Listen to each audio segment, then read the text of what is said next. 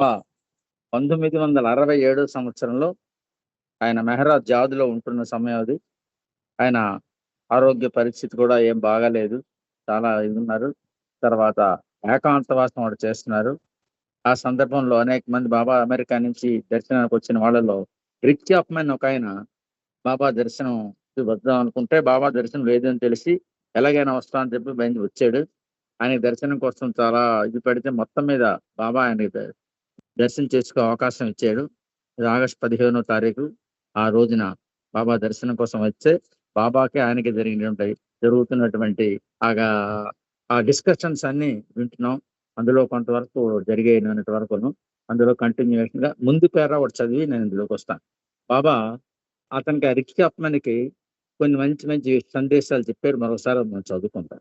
ఏంటంటే, రిక్ చాప్మన్‌లో చెలరేగే ఉద్వేగాన్ని ప్రస్తావిస్తూ, పాపం ఆయన బాబా కోసం దర్శనం కోసం ఆతృతతో ఉండి, ఉద్వేగంతో ఉండి దర్శనం అవుతుందా లేదా దీంతో ఉన్నాడు. ఆ ఉద్వేగంతో ఉన్నాడు. అతన్ని చూసి బాబా అంటారు, "నీ మనసులో కలిగే ఆలోచనలు పట్టించుకోవద్దు. మంచి, చెడు అన్ని రకాల ఆలోచనలు కలిగి ఉండడం మనస్సు యొక్క స్వభావం. నీవు నీ హృదయంలో నా కొరకు తపించాలి" అని బాబా ఆయనతో చెప్పారు. బాబా ఇంకా ఇలాగంటున్నారు, "వాస్తవానికి నీవు ఆధ్యాత్మిక మార్గంపై, భూమికలపై లేదా ఆధ్యాత్మిక అనుభవాలపై దృష్టి పెట్టవద్దట. అవన్నీ చిన్న పిల్లల చేతిలోని ఆట బొమ్మల వంటివి." ఏవి? ఈ ఆధ్యాత్మిక భూమికలు, ఈ యొక్క అనుభవాలు ఇవన్నీనట. "వాటికి ఏ విలువ లేదు. ఎందుకంటే అవన్నీ భ్రాంతి తప్ప వేరేమీ కాదు. నన్ను నా నిజ స్థితిలో చూడడానికి గట్టి ప్రయత్నం చెయ్యాలి." అది ఈ భూమికలన్నిటికన్నా నన్ను నా నిజ స్థితిలో చూడడానికి గట్టి ప్రయత్నం చేయాలి. అప్పుడే నన్ను నీవు నిజంగా తెలుసుకోగలవు. బాబా చెప్పిన మాటలవి. చేత మనం ఏంటంటే ఆయన తెలుసుకోవడానికి మనం ప్రయత్నించాలి. అయితే నన్ను నా నిజ స్థితిలో ఎలా చూస్తావు? నీ హృదయంలో నన్ను చూడాలని తప్పించాలి. ఆయన చూడాలంటే మన హృదయంలో ఆయన గురించి తప్పించాలి. ఈ తపన నీకు ఎక్కడ లభిస్తుంది? నన్ను ప్రేమించడం ద్వారా నీవు ఆ తపనను పొందుతావు. బాబా చెప్పిన మాటలివి. ఎలా పొందుతావట? నన్ను ప్రేమించడం ద్వారా నీవు ఆ తపనను పొందుతావు. కొన్ని క్షణాల తర్వాత బాబా నవ్వుతూ ఇలా సంజ్ఞ చేశారు, భగవంతుడు ప్రతిపాదిస్తాడు, కానీ మానవుడు దానికి భిన్నంగా నడుస్తాడు. ఆయన ప్రతిపాదిస్తే మనం భిన్నంగా నడుస్తాడు మానవుడు. అది విని రిక్ చాప్మన్ అర్థం కానట్లు ప్రశ్నార్థకంగా చూస్తుండగా బాబా అంటారు, భగవంతుడు ప్రతిపాదించిన దానిని మానవుడు తారుమారు చేస్తాడు. భగవంతుడు ప్రతిపాదించిన దానిని మానవుడు తారుమారు చేస్తాడు అంటూ పైకి చెప్పిన సూక్తినే మళ్ళీ భగవంతుడు ప్రతిపాదిస్తాడు, కానీ మనిషి దానికి భిన్నంగా నడుస్తాడు అని చెప్పారు. అది లోక విదితమైనది ఏంటంటే, మానవుడు ఒకటి తలుస్తాడు, భగవంతుడు మరొకటి తలుస్తాడు అంటారు మన ఒక్కదే. Man proposes and god disposes అన్నది మనం అంతా విన్నదే. ఆ తర్వాత రిక్తో, నేను నిన్ను ఇక్కడికి కొద్ది నిమిషాల పాటు తీసుకొచ్చి ఆపై పంపించి వేద్దామని ప్రతిపాదించాను. క్షణకాల దర్శనం ఆయన ఎవరికెవరు. కానీ నీవు నా ప్రతిపాదనకు తారుమారు చేసేసావు అంటే ఎక్కువ సేపు ఆయన ఉన్నాడనమాట బాబా అని వివరించారు.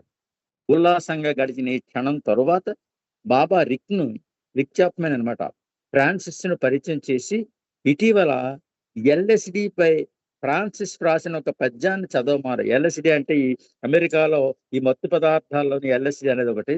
దానిలో ప్రజలంతా ఎక్కువ మంది వాడుతున్నారు దాని మీద అనమాట. ఒక పద్యం రాశారు. ఎవరు? ఫ్రాన్సిస్ రాసిన పద్యం గురించి చెప్తున్నారు. ఎల్ఎస్డి అనుభవాలను ఎరగా చూపించి నన్ను ఆపే ప్రయత్నం చేయవద్దు. నేను ఎటువంటి బాధరా బందీలు లేకుండా కేవలం ప్రేమ చేసే మార్గ నిర్దేశంపై సదా ప్రయాణిస్తూ ఉంటాను. ఆ పద్యం భావం. బాబా సూచన మేరకు ఫ్రాన్సిస్ తాను రాసిన మరొక కవితను చదివాడు. అదొక ప్రత్యేకమైన గజల్. కవిత చదవడం శిఖరాగ్రతకు చేరిన క్షణంలో ఆ కవితలో చక్కగా కూర్చున్న కొన్ని పదాలు విని బాబా ఎంతో సంతోషిస్తూ దానికి లయబద్ధంగా చిటికలు వేశారు. ఆ తరువాత బాబా అలోబాన్ని పిలిపించి పర్షియన్ భాషలో హఫీజ్ రాసిన ఒక ద్విపదను చదవమన్నారు. దానిని బాబా ఈ విధంగా అనువదించారు. కోట్లాది మంది భగవత్ ప్రేమికులు దైవీ మానవుని వాకిలి చేరడానికి వరుసలో నిలబడి ఉంటారు. కోట్లాది మంది భగవత్ ప్రేమికులు దైవీ మానవుని వాకిలి చేరడానికి వరుసలో నిలబడి ఉంటారు. వారిలో ఒకే ఒక్కడు మాత్రమే ఆ వాకిలిని దాటగలుగుతాడు. అలా ఆ వాకిలి దాటిన లక్షలాది మందిలో ఒకే ఒక్కడు మాత్రమే నిజమైన నేనెవరినో తెలుసుకోగలుగుతాడు. ఇందులో ఆ కోట్లాది మందిలోనట. బాబా ఆ రిక్వేవ్ చూసి 3వ దఫా మరొకసారి అలా పునరుద్ఘాటించారు. నన్ను నా నిజ స్థితిలో చూసేందుకు నీవు కృషి చేయాలి. దానికి రిక్ చాప్మన్ సమాధానంగా, నీ కృప వృధా నీ కృప ద్వారా కృషి చేస్తాను బాబా, అంటే నీ కృప ఉంటేనే అది చేయగలను బాబా అన్నాడు. అతని మాట పూర్తి కాకుండానే బాబా అంటారు, నీవు కృషి చేయి, నేను నీకు సహాయం చేస్తాను అని బాబాయే హామీ ఇచ్చారు. రిక్వే గంభీరంగా చూస్తూ, నన్ను నిరాశపరచుకో అని బాబా అంటారు. నన్ను నిరాశపరచుకో అని కూడా అన్నారు. బాబాతో రిక్ కలిసిన ఆ సమావేశంలో ఇద్దరి మధ్య మరిన్ని సంభాషణలు జరిగిన పిదప సమావేశం ముగిసింది. రిక్ తన ప్రియతముని పట్ల హృదయంలోని ప్రేమను మాటల ద్వారా చెబుతుండగా బాబా విన్నారు. ఇండియాలో తానుండే సమయాన్నంతా రిక్ తన గురువు పాద పద్మాలను సమర్పించుకున్నాడు. ఆపై బాబా అతనికి కొన్ని నిర్దిష్టమైన సూచనలు చేశారు. బాబాను కలుసుకునేందుకు రిక్కు ఇచ్చిన సమయం ముగియడంతో బాబా, నేను మౌన విరమణ చేసే సమయం త్వరగా సమీపిస్తుంది అన్నారు. అతి ముఖ్యమైన విషయం, నీవు నా దామన్ను గట్టిగా పట్టుకొని ఉండడమే. బాబా చెప్పిన మాట, నా దామన్ను గట్టిగా పట్టుకొని ఉండడమే. దామన్ను గట్టిగా పట్టుకొని ఉండడం అంటే ఏమిటి అంటే, నేను చెప్పినది చెప్పినట్లు చెయ్యడం, నాకు తిరుగులేని విధేయత చూపడం, నేను భగవంతుణ్ణి, నేనే సత్యాన్ని అని బాబా చెప్పారు. తనను మరొకసారి ఆలింగనం చేసుకోమని రిక్ను దగ్గరికి పిలిచారు. తర్వాత అతనిని తిరుచితో హాల్ నుండి బయటికి పంపించారు. ఆ విధంగా రిక్ యొక్క 45 నిమిషాల సమావేశం ముగిసింది. చూడండి, కొన్ని 2 నిమిషాలు 10 నిమిషాలు అందాల 45 నిమిషాలు సమావేశం ముగిసింది. రిక్తో మాట్లాడేందుకు ఫ్రాన్సిస్, నారిమన్, ఆది సీనర్లను కూడా అతనితో బయటికి పంపించారు బాబా. వేరే విషయాల జోలికి వెళ్లే ముందు ఇరిచ్ మాత్రం రిక్ చెంతనే కూర్చొని బాబాతో జరిగిన సమావేశ విశేషాలను ఇద్దరు కలిసి పునరావృతం చేసుకున్నారు. ఆ సమావేశంలో జరిగిన ప్రతి విషయాన్ని వివరంగా వ్రాసుకున్నాడు ఇరిచ్. బాబా మెహరా బజార్లోని మామిడి చెట్ల నుండి, అంటే మస్తు ఇచ్చిన మామిడి టెంగలతో పెరిగినటువంటి చెట్ల నుండి మనూజస్సావల ద్వారా రిక్ చాప్మన్కు 2 మామిడి పండ్లను పంపించి వాటిని ప్రసాదంగా తినమని సూచించారు. ప్రతిరోజు బాబా విశ్రాంతికై తన గదిలోనికి వెళ్లే ముందు 2 చేతులు జోడించి మండలి సభ్యులకు నమస్కరించేవారు. మండలి సభ్యులు కూడా బాబాకు ప్రతి నమస్కారం చేసేవారు. ఆ రోజు బాబా రిక్ను చివరిసారిగా చూడాలని మళ్ళీ హాల్లోకి పిలిచారు. రిక్ చేతులు జోడించి బాబాకు నమస్కరిస్తూ ధైర్యం కూడగట్టుకుని చెప్పిన ఒకే ఒక్క మాట, ధన్యవాదాలు బాబా. తరువాత బాబా భోజనానికి వెళ్ళిపోయారు. బాబాను కలుసుకున్న తర్వాత రిక్ తిరిగి పూణే వెళ్ళి అక్కడి నుండి బొంబాయి మీదుగా అహ్మదాబాద్ చేరుకున్నాడు. అతడు వెళ్ళిన 2 రోజుల తర్వాత ఆగస్టు 17వ తేదీన ఆది సీనర్కు ఈ క్రింది విధంగా లేఖ వ్రాశాడు ఆ రిక్ చాప్మన్. ప్రియమైన సోదరుడు ఆదికి, నేను ఇంకా నా నిజమైన ప్రియతముని కలుసుకున్న ఆనంద పారవస్యంలో తేలియాడుతూనే ఉన్నాను. నా సంతోషాన్ని పూర్తిగా వ్యక్తపరచలేకపోతున్నాను. భగవంతుడే స్వయంగా తన ప్రతిపాదనను మార్చుకొని తన సన్నిధిలో గడిపే అవకాశాన్ని నాకు ప్రసాదించి తన చిరునవ్వులలో నన్ను తేలియాడించి ప్రేమ సాగరంలో తడిపి ముద్ద అయ్యేలా చేశారు. బాబా నిజస్థితిలో కాకుండా కేవలం సాధారణ మానవ రూపంలో ఉన్న బాబాను చూసిన నా వంటి వాడు ఎంతకంటే ఏమి చెప్పగలడు? ఆయనలోని దివ్యత్వాన్ని లేశ మాత్రం కూడా చూడలేని నా కళ్ళే అంతటి ఆనందాన్ని నాకు ప్రసాదించాయంటే బాబా సాక్షాత్తు భగవంతుడు కాక ఇంకెవరవుతారు? అట్లు బాబా యొక్క మీసాల వాడు రిక్ అంటే మీసాలు ఉండేవి అనమాట తనకి. 1966 ఆగస్టు 16వ తేదీ నుండి మెహరాజాదికి వచ్చే సందర్శకులపై బాబా ఆంక్షలు విధించారు. ఏకాంతవాసం అన్నమాట. 1967 సంవత్సరం ముగిసేలోపు నా అంతట నేను ఎవరినైనా పిలిస్తేనే తప్ప ఇతరులు ఎవరు నన్ను సందర్శించకూడదు, లేదా నన్ను దర్శించాలని ఎవరు అడగకూడదు. ఈ ఆదేశాలను సంబంధిత వ్యక్తులందరికీ పంపించి అందరూ వీటిని ఖచ్చితంగా అమలు జరపాలని తెలియచేశారు. ఒకానొక సందర్భంలో బాబా ఎంత ఖచ్చితంగా చెప్పారంటే, ఒకవేళ భగవంతుడే గేటు వద్దకు వచ్చినా సరే లోపలికి రానివ్వకండి అన్నారు బాబా. ఇంతటి కఠోరమైన ఏకాంతవాసానికి ఒక బాహ్య కారణం ఆయన ఆరోగ్యం, మెడనొప్పి. దీని గురించి బాబా ఇలా వెల్లడించారు. ప్రపంచ పరిస్థితుల వల్ల నాపై పెరుగుతున్న విశ్వకార్య భారమే నా అనారోగ్యానికి కారణం. చూడండి, ప్రపంచంలో దీనికి విశ్వకార్య భారమే దీనికి కారణం. మెహర్ బాబా బాహ్య కార్యకలాపాలకు దూరం అవుతున్న కొలది అదే తీవ్రతలో ప్రపంచ వ్యాప్తంగా ఆయన పేరు మీద జరిగే కార్యకలాపాలు ముమ్మరంగా సాగుతున్నాయని మణి ఇలా వ్రాస్తుంది. మణి ఉత్తరం అన్నమాట. ఏకాంతవాసం అనే తెర బాబాను తన ప్రేమికుల దృష్టి నుండి ఎంత ఎక్కువగా మరుగుపరుస్తూ ఉందో, బాబా గురించి తెలియని వారి హృదయాలలో ఆయన అంతగా బహిర్గతం అవుతూ ఉన్నారు. బాబా తెలియని వాళ్ళు కూడా బాబా పేరు వింటే చాలు అనమాట, అలాగా హృదయాలలోనే ఇదవుతున్నారట ఆయన. ప్రత్యేకించి అమెరికా, ఇంగ్లండు, ఆస్ట్రియాలలో విస్తృతంగా కార్యక్రమాలు కొనసాగుతున్నాయి. బాబా యొక్క కార్యక్రమాలు క్రమంగా అధిక సంఖ్యలో యువత బాబా ప్రేమ పరిధిలోకి ఆకర్షితులై చేరువవుతున్నారనేది ఒక అద్భుతమే. బాబా ఒక రోజున చిరునవ్వు నవ్వుతూ ఈ విషయం గురించి, దీనికి అంతటికీ కారణం నేను భగవంతుణ్ణి కాబట్టి, మరి ఆయన కాబట్టే ఏదైనా చేయగలరు అంటూ వ్యాఖ్యానించారు. ఒకరోజు ఉదయం అల్పాహార సమయంలో బాబా తన మౌన విరమణ చేసిన తర్వాత ప్రపంచం జరిగే మార్పులను శ్రీమండలి సభ్యులకు వివరిస్తూ ఒక పెద్ద బంతిని 2 చేతులతో పట్టుకున్నట్లు కుడి చేతిని కింద పెట్టి పైన కొంచెం దూరంలో ఎడమ చేతిని ఉంచారు ఆ బంతి పట్టుకొని. ఆ తరువాత ఆ బంతి పైభాగాన్ని కింద భాగాన్ని పైకి మార్చినట్లు 2 చేతులు మార్చారు. అక్కడున్న ఒకరు అది చూసి తలకిందులుగా అవుతుందా బాబా అని అడిగారు. అప్పుడు బాబా కొద్దిగా నవ్వి సరైన వైపు పైకి వస్తుంది, తలకిందులు కాదు, సరైన వైపు పైకి వస్తుంది అని అన్నారు. ఆగస్టు నెలాఖరులో బాబా యొక్క రక్తం, మూత్రం నమూనాను పరీక్ష కోసం హాస్పిటల్కి పంపించారు. బాబాకు బ్లడ్ షుగరు, యూరియా స్థాయిలు అదుపులో ఉన్నాయని నిర్ధారించుకోవడానికి బాబా ఆరోగ్యాన్ని నిరంతరం తనిఖీ చేస్తూ ఉండేది డాక్టర్ గోహెర్. అమెరికాలో ఉన్న కిట్టి డేవి జన్మదినానికి ఎప్పుడూ టెలిగ్రామ్ పంపించడం గుర్తుపెట్టుకునేవారు బాబా. ఆ సంవత్సరం ఆగస్టు 27వ తేదీన ఆమెకు ఇలా కేబుల్ పంపించారు.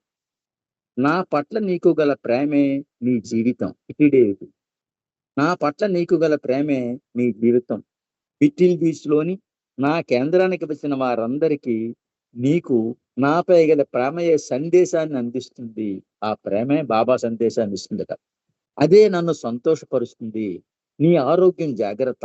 కిట్టి, నీవు నాకెంతో ప్రియమైన దాన్ని గుర్తుంచుకో. బాబా ఉత్తరం రాశారు. ఆ రోజుల్లోనే అమెరికాలోని మిటిల్ బీచ్ సెంటర్కు ఈ యువత వెల్లువలా రావడం మొదలైంది. ముఖ్యంగా కాలేజీ విద్యార్థులు ఆధ్యాత్మిక క్షేత్ర సందర్శనం కోసం మిటిల్ బీచ్కి రావడం జరుగుతుంది. Chappell hill, New York city, Boston, Washington DC, Pittsburgh, Detroit, Washington, Miami, Chicago మరియు అమెరికాలోని ఇతర సుదూర ప్రాంతాల నుండి చాలా మంది యువకులు వచ్చేవారు ఎక్కడికి, మిటిల్ బీచ్కి. కిట్టి లేదా ఎలిజబెత్ ఆ యువకులను సెంటర్లోని క్యాబిన్ లో ఉండడానికి అనుమతించే ముందు ఎప్పుడూ వారిని ఇంటర్వ్యూ చేస్తూ ఉంటారు. నో ఆల్కహాల్, నో డ్రగ్స్ అనే ఒక కొత్త నిబంధనలు అదనంగా బాబా సెంటర్ లో అమల్లోకి వచ్చాయి. అంటే ఏంటంటే అక్కడ ఈ ఆల్కహాల్ ఎక్కువగా ఉండదు. యువత స్టూడెంట్స్ అందరూ చేస్తున్నారో తెలుసుకొని వాళ్ళకి తెలుసు బాబా అదే కంట్రోల్ చేయడానికి చాలా ప్రయత్నం చేసిన దాని కారణంగా అక్కడ నో ఆల్కహాల్ అనేటువంటి వచ్చిన ఎవరు లోపలికి వచ్చిందనమాట మిడిల్ బీచ్ కి. బాబా పరిధిలోనికి వచ్చిన మరొక బ్రిటిష్ గాయకుడు రోనీ లేన్.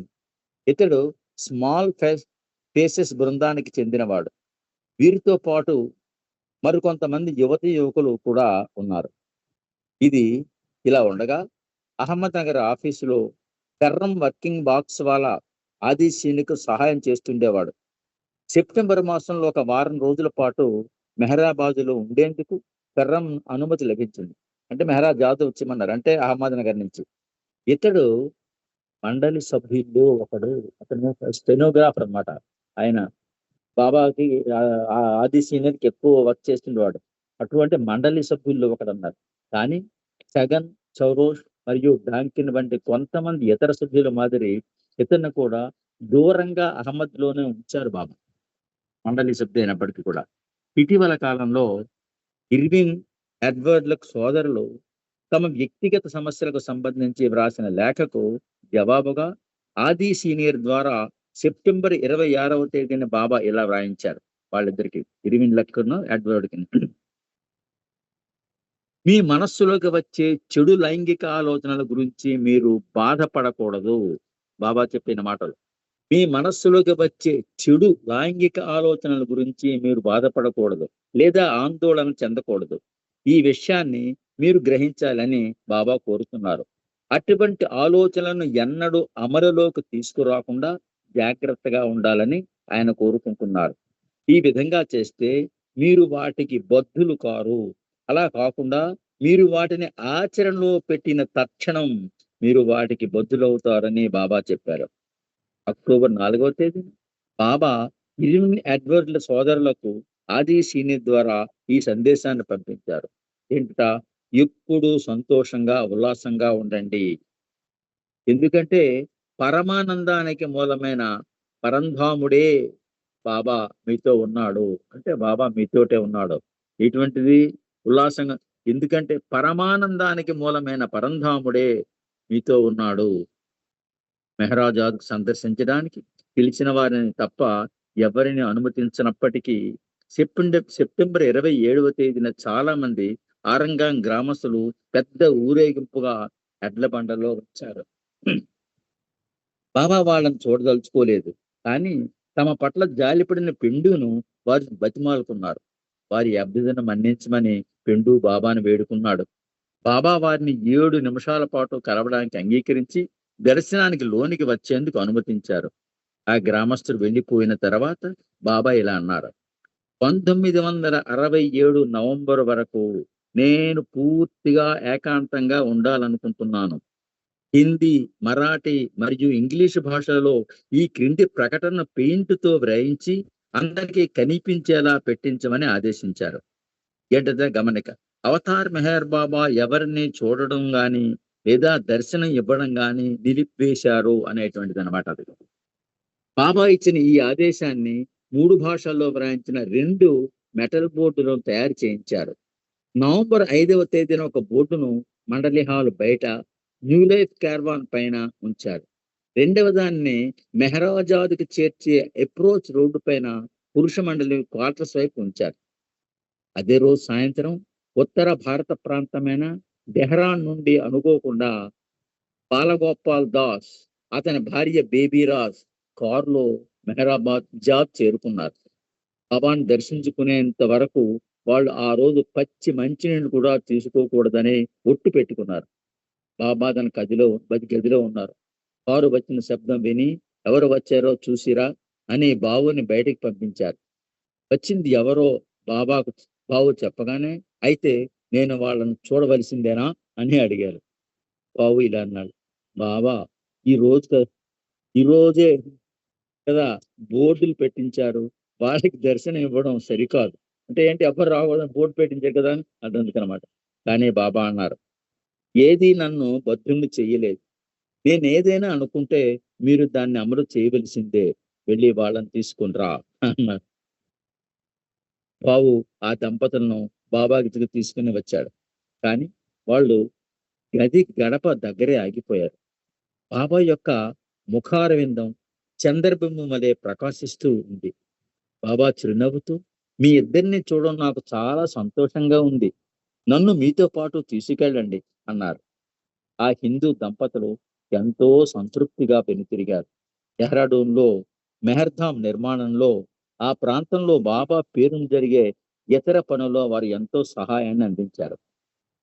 చాలా రోజుల తర్వాత మండలి హాల్‌లో బాబా నవంబర్ 21వ తేదీ గురించి మండలి వారికి గుర్తు చేశారు. ఆ రోజు ఒక అద్భుతం జరిగిన రోజు అని చెబుతూ ఇలా వివరించారు. 1966వ సంవత్సరం నవంబర్ 21వ తేదీ నుండి 1967 నవంబర్ 21వ తేదీ వరకు 4 అద్భుతాలు జరుగుతాయి. అన్నిటిలో చాలా చిన్న అద్భుతం 1956లో ఉడతారలో కారు ప్రమాదం జరగక ముందు నేను ఎలా వడివడిగా నడిచేవాడినో అదే విధంగా ఆ ప్రమాదం తరువాత నేను నడవగలుగుతాను. మిగిలిన 3 అద్భుతాలు ఆ మొదటి దానికంటే గొప్పవి. 1967 జూన్ నుండి అంతా ప్రశాంతంగా జరుగుతున్నట్లు కనిపిస్తుంది. కానీ 1947 జూన్ వరకు భారతదేశానికి, ప్రపంచానికి మరియు నా మండలి వారికి ఎంతో కష్టకాలం. ఈ 4 అద్భుతాలు ఒక విధమైన మాయాజాలాలుగా ఉంటాయి. కానీ నా విషయంలో అద్భుతాలకు చోటు లేదు.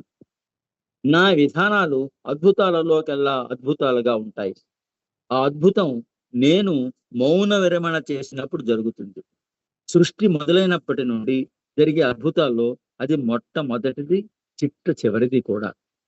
ఇదిలా ఉండగా బాబా ఆరోగ్యానికి సంబంధించి బొంబాయిలోని డాక్టర్ రామ్ గిండే మరియు మెహరాజాద్‌లో మండలి వారి మధ్య ఉత్తర ప్రదేశ్‌లో కొనసాగుతూనే ఉన్నాయి. అక్టోబర్ 6వ తేదీన ఈడ్చి డాక్టర్ రామ్ గిండేకి ఇలా వ్రాశాడు. మెడ చుట్టూ వేసుకునే మరొక కాలర్ బెల్ట్ కోసం మీరు షిండేను పంపించడం బాబాకు ఇష్టం లేదు.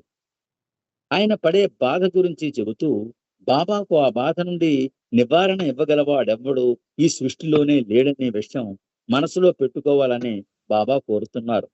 ఎందుకంటే ఆయన అనుభవిస్తున్నది శారీరకమైన బాధ కాదు. అది దివ్యత్వానికి సంబంధించింది. ఈ దైవీ వ్యధ అత్యున్నత స్థాయి నుండి భౌతిక స్థాయికి దిగివచ్చినప్పుడు భౌతికమైన బాధగా కనిపిస్తుంది. 1967 నవంబర్ తర్వాత ప్రతి విషయంలోనూ అనూహ్యమైన మార్పు వస్తుందనే విషయం కూడా మీరు తెలుసుకోవాలని బాబా కోరుతున్నారు. అలాగే మీరు క్షేమంగా ఉండాలని, శ్రమతో ఆచరిస్తున్న పనుల జోరును తగ్గించుకోవాలని, 1967వ సంవత్సరం తర్వాత తన కోసం సిద్ధంగా ఉండాలని బాబా కోరుకున్నట్లు ఆయన నీవు ఆయనకి నీవు ప్రియమైన వాడివి అని ఎవరికి ఈ డాక్టర్ గిండేకి రాసిన ఉత్తరం అన్నమాట. నవంబర్ 24వ తేదీన గోహిర్ డాక్టర్ గిండేకు ఇలా మరలా లేఖ రాసింది. బాబాను మెడ నొప్పి ఇంకా వేధిస్తూనే ఉంది. అది ఆయన భుజానికి, మోచేతికి కూడా బాధ కలిగిస్తోంది. దాంతో ఆ భాగమంతా తిమ్మిర్లు వస్తూ మొద్దుబారుతున్నట్లు అనిపిస్తున్నాయి. ప్రతి 15 రోజులకు నొప్పి ఎక్కువవుతూ ఉంది. నొప్పి నివారణ మాత్రలకు అది స్పందించడం లేదు. మీరు పంపించిన కొత్త కాలర్‌ను బాబా వాడుతున్నారు కానీ, దానిని ఎక్కువసేపు ధరిస్తే అసౌకర్యంగా ఉంటున్నది. మెడనొప్పి ఎక్కువగా ఉన్నప్పుడు బాబా పాత కాలర్‌ను ఉపయోగిస్తున్నారు. ఏదైతే మెడ వెనక భాగంలో కొంచెం వదులుగా ఉంటుంది. అదైతే కిందకి కూడా ఉంటుంది. అందుచేత ట్రాక్షన్ కాలర్ ఇక ముందు అవసరం లేదు. ఇరిచ్ మరియు ఊహలకు డాక్టర్ గిండే ఇలా బదులు రాశాడు. టైం అయిపోయిందండి. మరి ఇంక మిగతా తర్వాత చదువుకుందాం. బాబా కొద్దిగా ఒక పేరా 2 పేర్లు ఉంది. దాంతో మెహరాజ్ అయిపోతుంది కానీ ఇది ఆపేద్దాం రేపటి నుంచి చదువుకుందాం. అవతార్ మెహర్ బాబా కి జై సమయం అయిపోయింది. 1972 పేజీలో మొదటి పేరా చదివాను. తర్వాత ఇంకా కంటిన్యూ చేద్దాం. అవతార్ మెహర్ బాబా కి జై. జై బాబా సార్. జై బాబా.